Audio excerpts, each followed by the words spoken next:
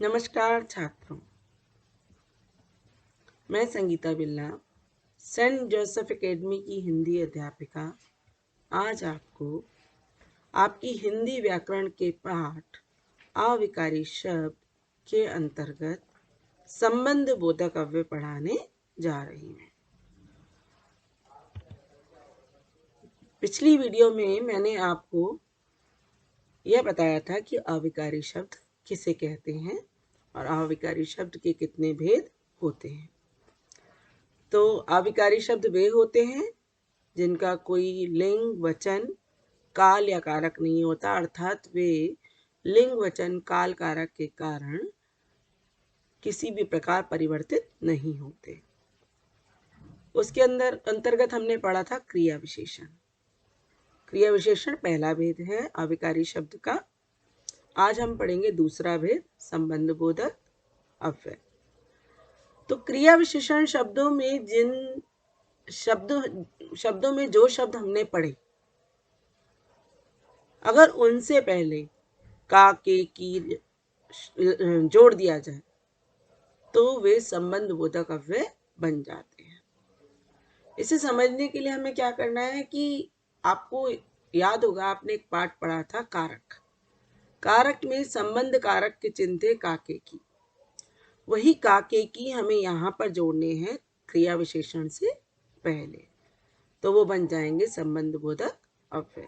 जैसा कि हम पाठ में पढ़ते हैं आज के, एक दूसरे के बीच परस्पर संबंध प्रकट करने वाले शब्द संबंध बोधक कहलाते हैं। संबंध बोधक भी एक अविकारी शब्द है।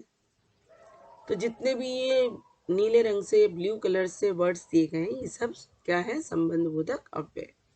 वह हेलमेट के बिना गाड़ी ले गया, रात के बाद दिन आता है, राम के साथ सीता और लक्ष्मण भी गए, गुफा के अंदर शेर बैठा है, मेज के ऊपर बिल्ली बैठी है।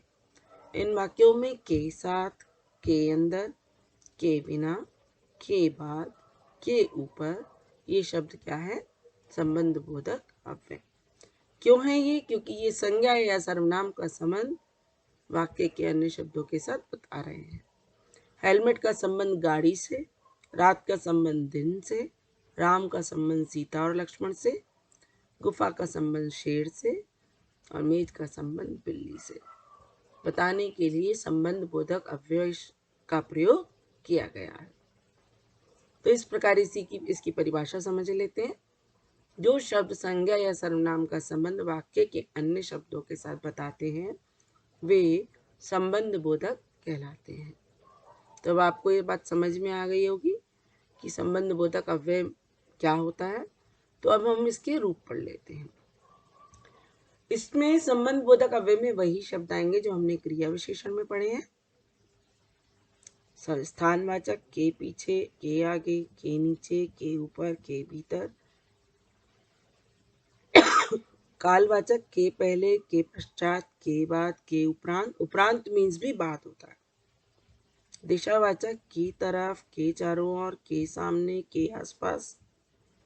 साधनवाचक के हाथ, के सहारे, के द्वारा। संग सूचक के साथ, के संग, के सहित। विरोध सूचक, विरोध मीन्स विपरीत। के प्रतिकूल, प्रतिकूल मीन्स भी विपरीत होता है। के विपरीत, के विरुद्ध आदि। समतावाचक मीन्स समानता बताने वाले शब्द। की तरह, के समान, के अनुसार आदि। हेतु सूचक, के रहित, के सिवा, के अलावा आदि। तुलना सूचक, के आगे, की अपेक्षा। अब हम पढ़ते हैं संबंध बोधक अव्यय के भेद। संबंध बोधक अव्यय के दो भेद होते हैं, सामान्य संबंध बोधक, विभक्ति युक्त संबंध बोधक।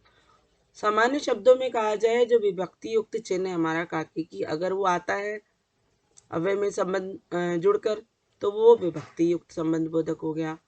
अगर काके की नहीं आता तो सामान्य संबंध बोधक होगा। सामान्य संबंध बोधक अव्यय।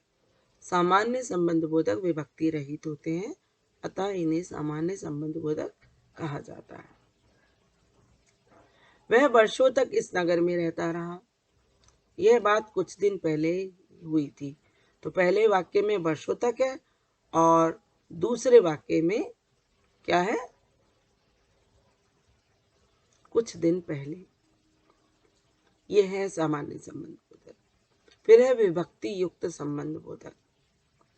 वे संबंध बोधक जो विभक्ति के साथ प्रयुक्त होते हैं उन्हें विभक्ति संबंध बोधक कहते हैं। जैसे घर के अंदर चोर घुस गए, राहुल की अपेक्षा विशाल तेज है। तो क्या है इसमें? के अंदर और की अपेक्षा, ये है विभक्ति युक्त संबंध बोधक, क्योंकि इसमें का के की जुड़ा हुआ है। अब अगले पेज पर हम पढ़ते हैं संबंध बोधक और क्रिया विशेषण में अंतर। देखो, अभी मैंने आपको बताया था कि क्रिया विशेषण में का के की जुड़ा हो तो वो संबंध बोधक बन जाता है, लेकिन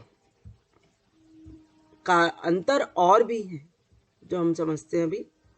संबंध बोधक संज्ञा या सर्वनाम का संबंध अन्य वाक्यों से कराते हैं, जबकि क्रिया विशेषण क्रिया की विशेषता बताते हैं। क्रिया विशेषण शब्द हमेशा क्रिया से पहले आकर क्रिया की विशेषता बताते हैं। संबंध बोधक शब्दों से पहले विभक्ति चिन्ह लगते हैं, क्रिया विशेषण के साथ विभक्ति चिन्ह नहीं लगते। उदाहरण के लिए जैसे दिया हुआ है विशाल भीतर गया, इसमें भीतर शब्द है क्रिया विशेषण। विशाल घर के भीतर है, के भीतर क्या है? संबंध बोधक है। सामने देखो, सामने शब्द है क्रिया विशेषण, घर के सामने उपवन है, के समान है संबंध बोधक। तो हमने पूरा पाठ पढ़ लिया। अब हम कुछ पॉइंट मेन जो है उन्हें हम पढ़ लेते हैं याद रखने योग्य में। जो शब्द संज्ञा या सर्वनाम का संबंध वाक्य के अन्य शब्दों के साथ जोड़ते हैं वे संबंध बोधक अव्यय कहलाते हैं।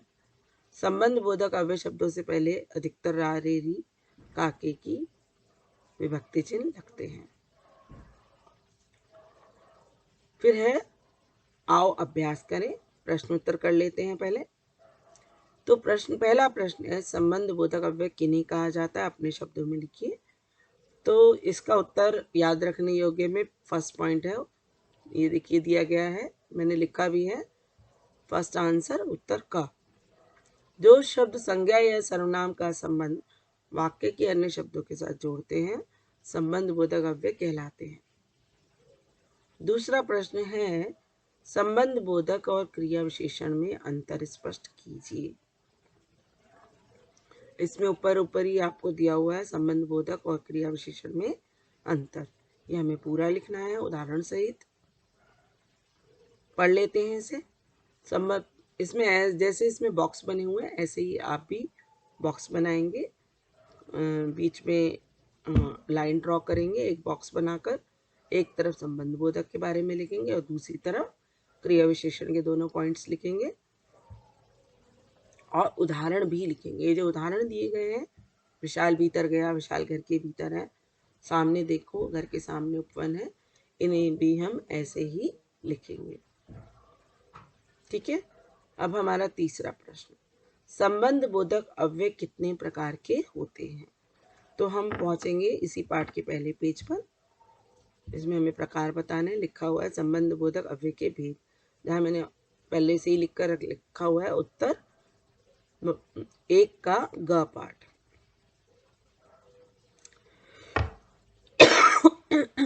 संबंध बोधक अव्यय के दो भेद होते हैं। पहला है सामान्य संबंध बोधक और दूसरा है विभक्ति युक्त संबंध बोधक। आपको इसमें केवल नाम बताने हैं, उसकी परिभाषा नहीं लिखनी। ठीक है। तो अब हम अगले प्रश्न पे चलते हैं। अब है दूसरा प्रश्न, निम्नलिखित में से संबंध बोधक शब्दों को छांटकर लिखिए। मैंने पहले से ही अंडरलाइन करके रखे हुए हैं। पेड़ के नीचे छाया का आनंद लीजिए, तो सामने हम लिखेंगे के नीचे। तमन्ना अपने मामा जी के यहाँ रहती है, तो हम सामने लिखेंगे के यहाँ।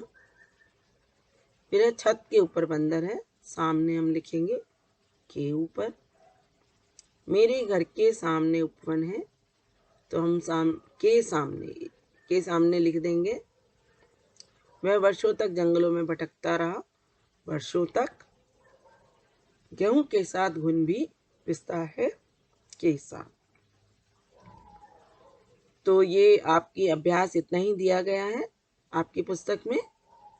तो आप मुझे मतलब अब ऐसा लग रहा है कि आपको ये पाठ अच्छी तरह समझ में आ गया होगा, और आप इन अभ्यास प्रश्नों को आप अपनी उत्तर पुस्तिका में करेंगे। सारे प्रश्न उत्तर अपनी उत्तर पुस्तिका में लिखेंगे, और उत्तर अब मैंने इसी में ही पाठ में ही लगा दिए हैं, जिससे आपको ढूंढने में परेशानी ना हो। तो आप अगर आपको कोई भी दिक्कत आ रही है तो आप पहले बात तो ये वीडियो देख लीजिए। अगर फिर भी वीडियो से भी समझ में नहीं आता है, वैसे तो समझ में आ ही जाना चाहिए, आसान सा पाठ है। अगर समझ में नहीं आता है तो आप फिर भी कक्षा में पूछ सकते हैं, कोई दिक्कत नहीं है। उत्तर ऑलरेडी मैंने लगाकर ही रखे हैं चैप्टर के इन पेजेस में, पीपीटी में। तो आप इसमें से देखकर आप आसानी से उत्तर कर लेंगे। ठीक है बेटा। तो फिर भी मैं जाने से पहले, ये वीडियो बंद होने से पहले, मैं एक बार क्या करती हूँ, इसी पाठ को दोहरा देती हूँ।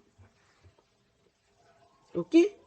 तो ये है, देखो अभी मैंने आपको समझाया था कि क्रिया विशेषण शब्द हमने जो पढ़े थे पिछली वीडियो में, ये सारे थे आगे पीछे, उत्तर ऊपर नीचे, अंदर बाहर, है ना, कम ज्यादा अधिक, ये सब क्या थे, क्रिया विशेषण शब्द। इनसे पहले अगर काके की जोड़कर आ गया, संबंध कारक का चिन्ह काके की, रा रे री या से शब्द जुड़कर आ गया तो बन जाएगा संबंध बोधक अव्यय।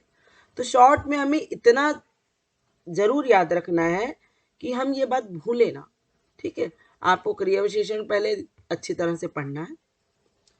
जब आपको क्रिया विशेषण आ गया तो आप आसानी से